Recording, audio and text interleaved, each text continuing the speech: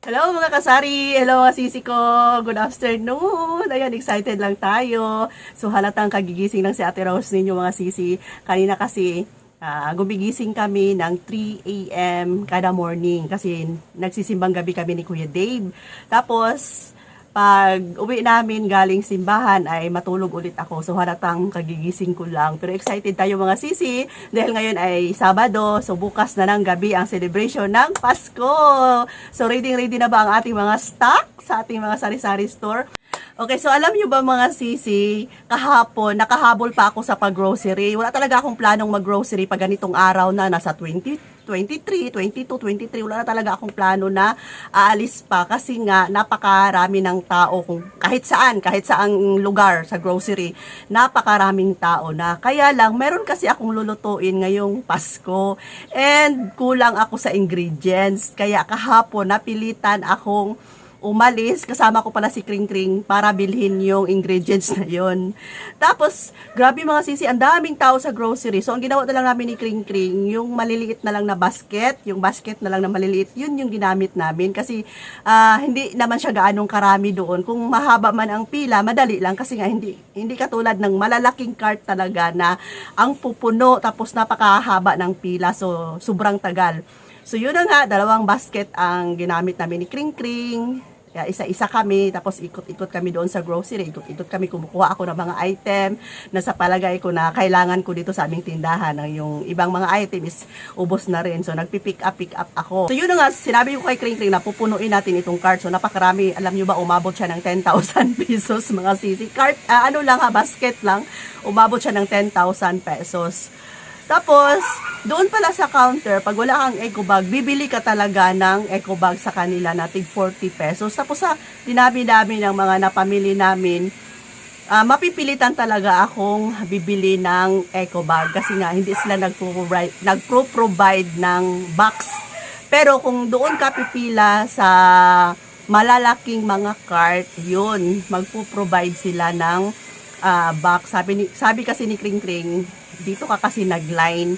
Kapag dito mag-line, ibig sabihin, yung bibilhin is yung mga pakonti-konti lang. So, eco bag ang gagamitin. So, yun na nga sa madaling salita, nakabili na kami ni Kring Kring. Hindi ko inakala na umabot siya ng 10,000 pesos, mga sisi.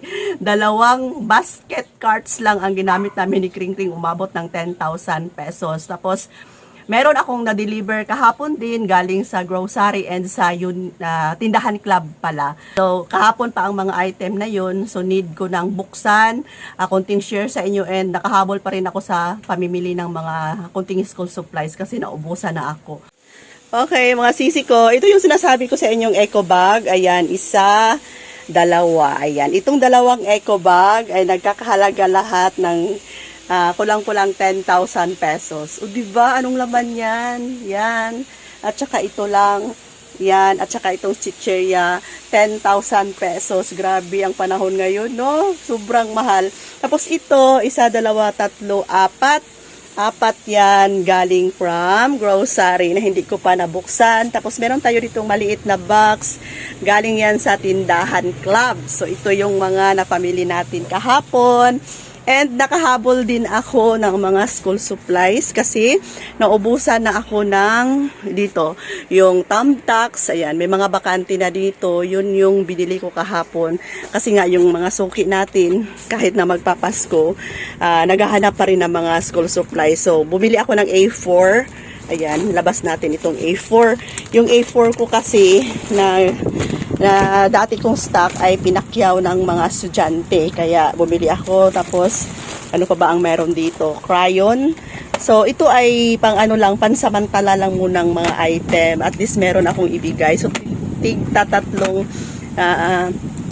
crayons lang muna. 16 at saka 8 yung laman. Tapos, bumili ako nito. Oh, marami naghahanap. Yan. Masking tape at saka double-sided tape na itong nasa loob, mga sisi, at saka thumbtacks. Ito yung nahabol natin kahapon. And titingnan natin yung napamili ko kahapon, bakit umabot siya ng 10,000 pesos. Ito chichirya. Ito lang naman yung chichirya, kunti lang. Tapos ito yung umabot ng 10,000.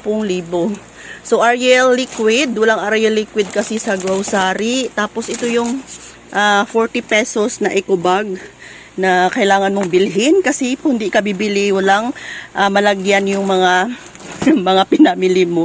Yung iba, alam na nila yung area doon sa cashier, nagdadala na sila ng mga eco bag. And ako, wala akong alam kasi doon ako pumipila sa mga malalaking cart talaga, 'di ba? Pag nag-grocery ako. Kaya hindi ko alam na magdala pala ng eco bag. So ito lang, battery siguro ang bumili ako ng maraming battery, AAA and AA ang kinuha natin. Ano to? Wait lang. Bakit ano to? Ay, sus, cream silk pala ni Kring. And tingnan natin, tapos ito, and mga biscuit, ito mga sisi, Whoopie, lemon square, butter coconut, ito juice, mamasitas apritada. Yan, kailangan ko to. Apritada, minudo apritada, butter coconut, lollipop. Ayan, napakaayos naman ng pagpack ng bagger. Tapos kumuha ako ng malalaking fruit cocktail. Ayan, mga tatlo ito. Okay, dito sa kabilang eco bag, ayan, nag-add ako ng 2 kilo ng Fiesta macaroni. Tapos nag-add din ako ng Coco Mama na malalaki. Tapos mantika na, ayan ito, Happy Fiesta na 500 ml. Tapos flour. Tapos white sugar. Ano pa itong dito sa ilalim? Nag-add ako ng Milo. Grabe, ito lang. 10,000 pesos. Grabe mga sisi. Tapos ito, nag-add ako ng cornstarch. Tapos ano pa itong sa ilalim? Kunting mga dilata lang naman. San Marino. Ayan. Ito lang. Grabe no? 10,000 pesos mga sisi. Okay, next sa tindahan club.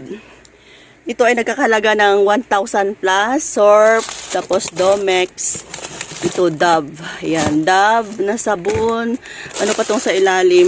Mga conditioner. Okay, so ito naman yung sa grocery, mga sisi, binuksan na natin, ayan, 4 na box ito. So, kunting pasilip lang, din natin talaga lahat, ilabas. Ayan, Fujisan, tapos kunting shampoo, Downy, ayan, safeguard box. Tapos dito, chichirya pala ito, Piatos, naubusan ako ng Piatos. Tapos itong Colgate nila na may +1, ayan.